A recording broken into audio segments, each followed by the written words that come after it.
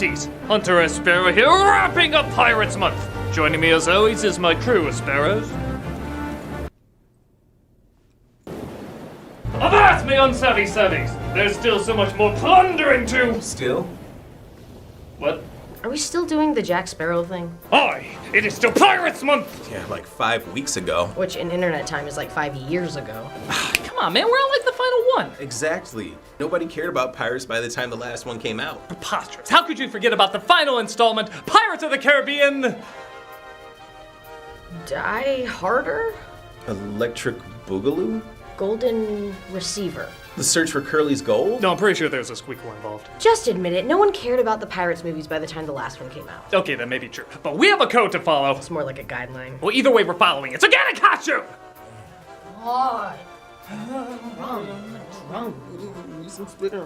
While we wait for them, let's look over the final Pirates movie, Pirates of the Caribbean. Back in the Habit, Red, White, and Blonde, The Revenge of Kitty Galore. God, I'm tired of speaking through my teeth. That's what it's called! While Stranger Tides didn't pull in the numbers they wanted, Disney thought they still might be able to squeeze out one more Pirates movie. The only problem was, it came out in 2017. The fad had died down, and audiences were finally getting Pirates fatigue. And honestly, as Pirates movies go, this isn't the worst one. I can't say it's very good, and a lot is due to similar problems from the sequels, but it does have a handful of good scenes in it.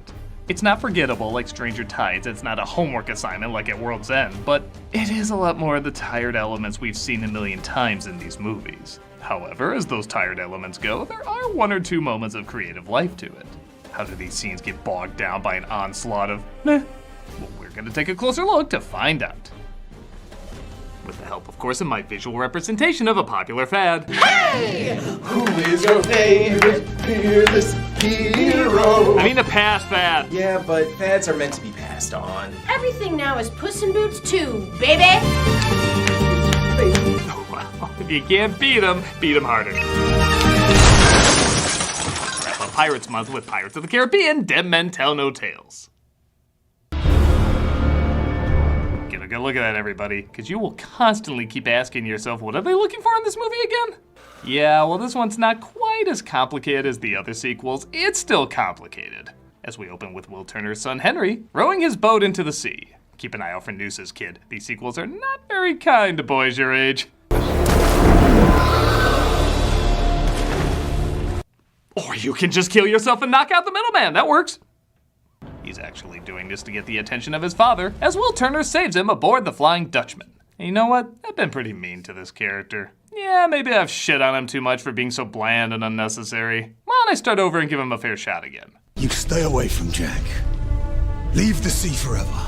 That's the voice he's using? Oh, this file just got opened back up. New comedic evidence has come to light! You have to stop acting like A pirate? My curse will never be broken. This ship is full of pufferfish, ready to believe in good.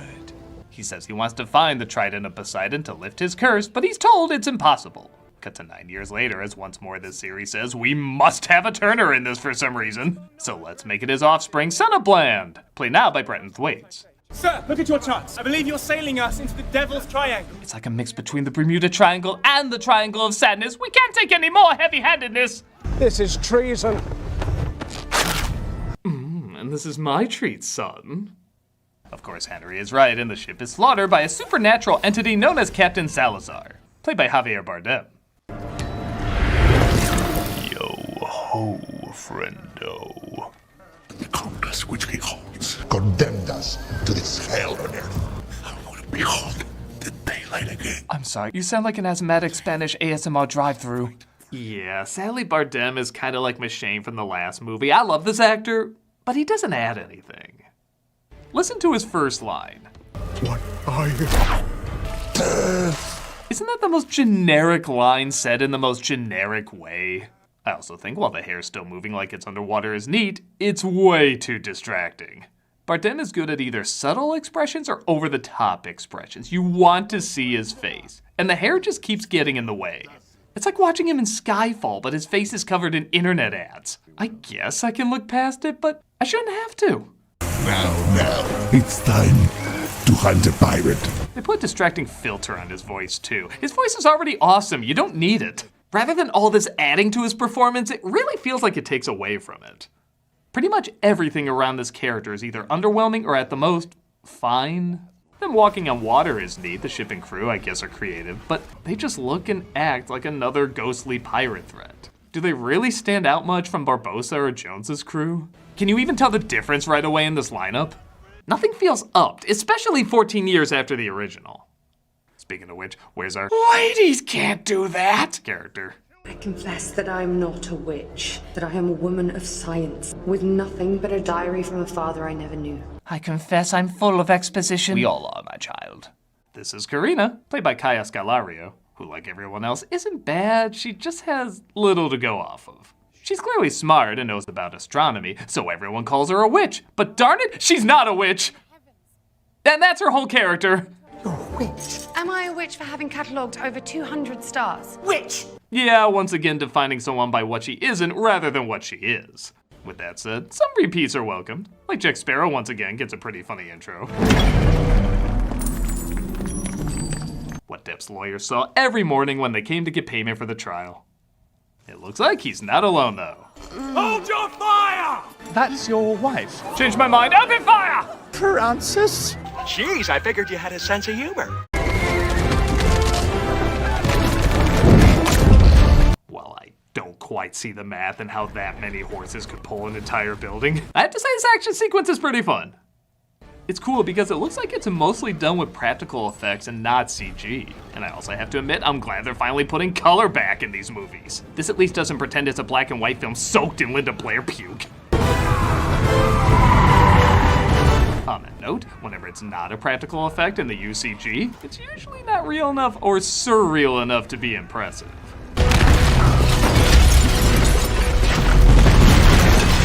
How many horses are pulling that again? While that's going on, Karina sneaks into several different places to find the answer she's looking for. Well, I can see a lawsuit from her coming soon. No woman's ever handled my Herschel.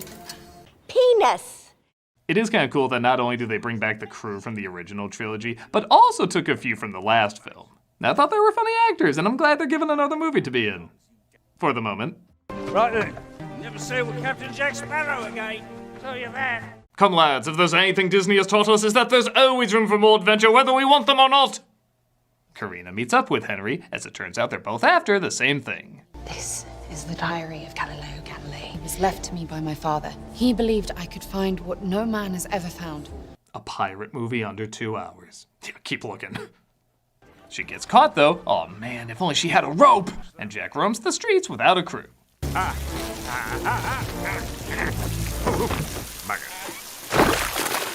Like I said, the non-CG slapstick's pretty good. In one of my favorite moments, Jack is desperate for booze, so he trades his compass for rum, knowing it has a curse that if he gives it away, it'll unleash his greatest fear, which surprisingly is an American box office. We are free! I kinda love he knows he's unleashing more torment for himself and all he has to say is, Pirate's life. yeah, that's pretty badass. Who's the man we've been looking for? Jack gets, say it with me now, captured! But Henry finds him and says he needs his help. The moon has turned to blood, the trident will be found, and you could be the one who holds the sea and with it become all that you once were. That is a great impression of me whenever exposition is talked about. You know it's like 90% of the dialogue in these movies, right? In kind of a weird switch up, Keith Richards doesn't return as his dad, but instead we have Paul McCartney as his uncle. Uncle Jack! Jackie boy! This is gonna sound blasphemous. I actually like this cameo better. It's short, intentionally pointless, just the right amount of odd, and doesn't make me laugh with the joke he tells, but rather the reaction from another guy with the joke he tells. Skeleton goes into a bar, orders a beer and a mop. I don't care what anyone says, that laugh is the funniest thing in the movie. The next 10 minutes or so in this is actually pretty goddamn great. Jack and Karina are about to be executed, argue like children for who can get the better final words, and are kinda saved by Henry. Sanctuary! With the help of Jack's crew.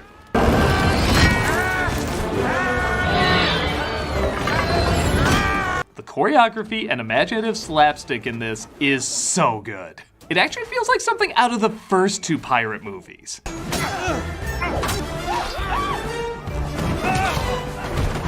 It's honestly so funny, it kinda gets me angry because it tricks me into thinking there's hope for the rest of the movie.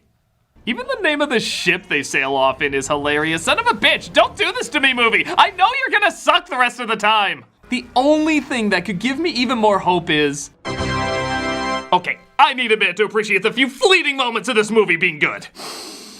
It's gonna suck later. It's gonna suck later.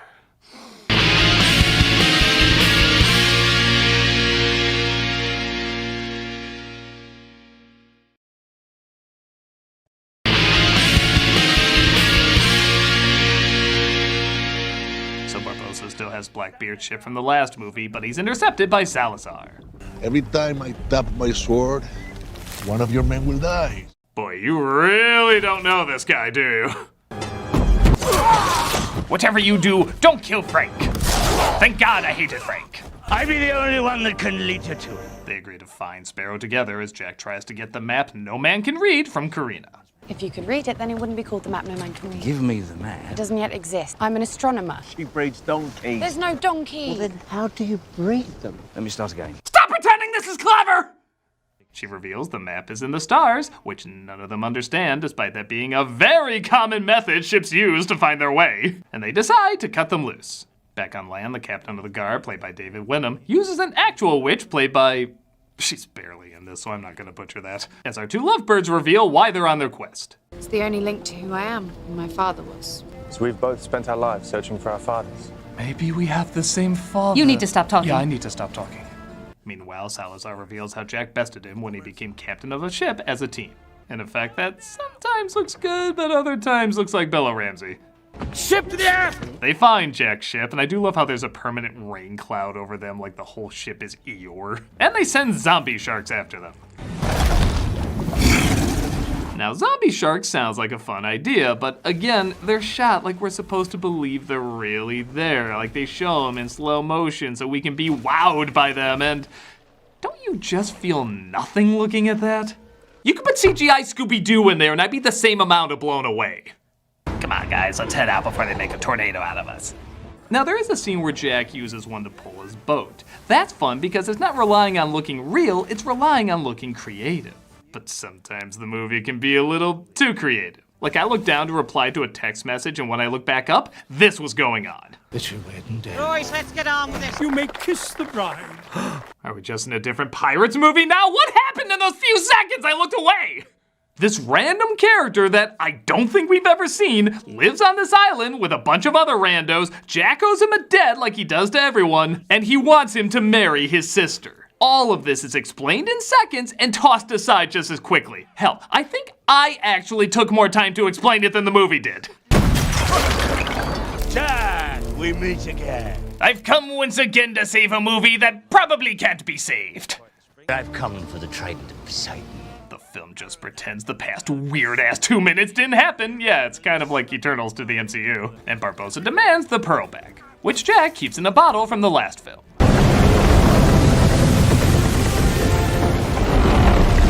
This is what everyone thought Sea Monkeys would do.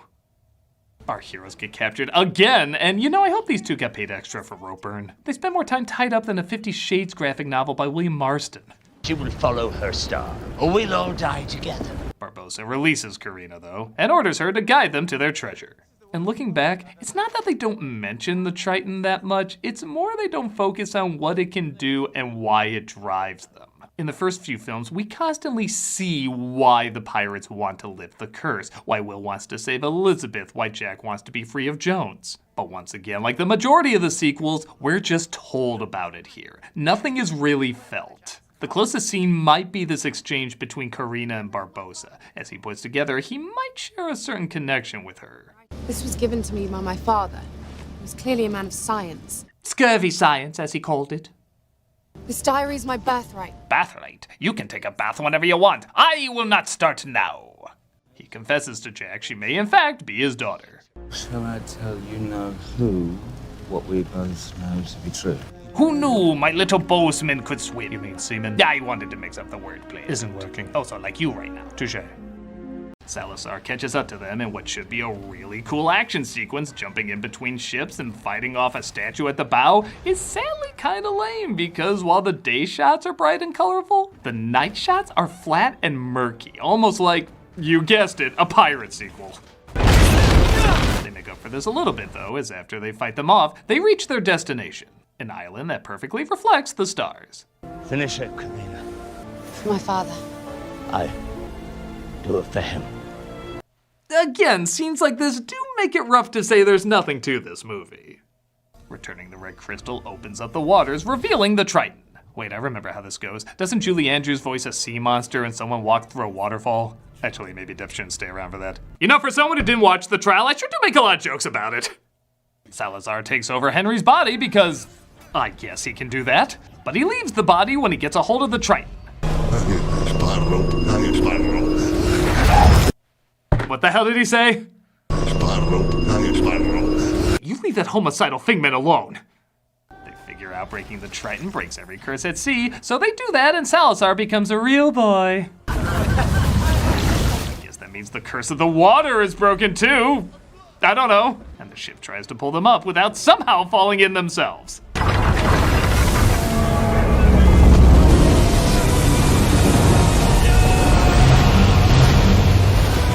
Salazar follows them though, vowing to get revenge, so Barbossa sacrifices himself to take him down. Which makes sense. How the hell is he gonna climb with a peg leg? Who am I to you? Treasure! I was hoping to sell you at a fair price, but I don't think that flies anymore. Barbossa gets killed off. I know, as Karina finally puts together her connection to him. So, my father's dead because Jack wanted a bottle of rum. Forgettable. I should have gotten tequila. No! Jack sails off into the sunset and Henry meets up with his father, who has been lifted from his curse. Henry. Yes, Father. You either die a hero or live long enough to see yourself become a franchise. So it's a happy day for the dull pirate Roberts. Even Elizabeth appears to say, hey, Elizabeth appeared, despite being only 4 years older than her supposed son is. This does raise the question though, if the curse is lifted, who takes people to the afterlife? Well, set course for sequel baiting as we get this end credit sequence. That's right, Davy Jones! Should stay as far away from this as Depp is right now.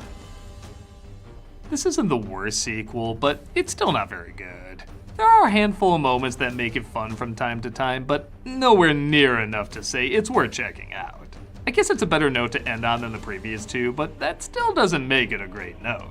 A shame, because these movies started out with a lot of promise, but somewhere got lost focusing on the wrong things. Complicated plots, forced in characters or character types, pretending this was all one planned out story, when honestly I think we all would have been fine with each movie just standing on its own. However you rank these films, it is still impressive that from an idea many considered a sellout or half-baked, rose an iconic franchise that people will remember years from now.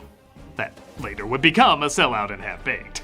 But what can Disney say? That's a pirate's life.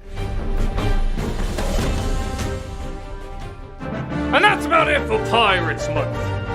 For real this time. Stay scurvy, me mates, and until next time, maybe I'll review this bad next.